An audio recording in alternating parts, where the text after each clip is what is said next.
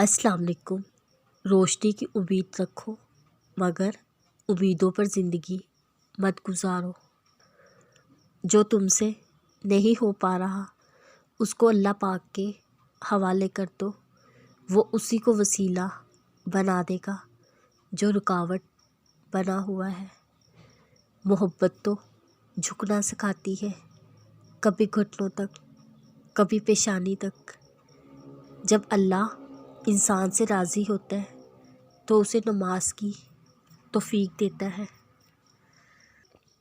دعائیں فوراً سن لی جاتی ہیں، بس اللہ تمہیں بہترین وقت پر دینا چاہتا ہے تاکہ تمہیں تمہاری دعاؤں سے بڑھ کر ملے۔ کیوں ہوتے ہو اتنا پریشان اگر اللہ نے تمہیں تمہاری من پسند چیز سے نہیں نواز رہا؟ تو اللہ دعاؤں کے ذریعے تمہارے نصیب میں لکھ سکتا ہے۔ پھر منا لو اللہ کو تہجد کے سجدوں سے، پھر منا لو اللہ کو فجر کی دعاؤں سے۔ سجدے اور دعائیں کبھی ضائع نہیں جاتے، وہ صرف میرا نہیں تمہارا بھی تو خدا ہے۔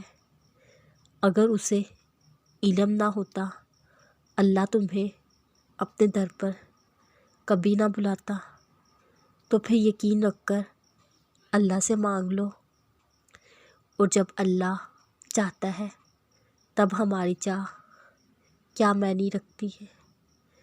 اللہ ہے وہ اپنے بندے کو پیار سے بلا کر اپنے قریب کر لیتا ہے۔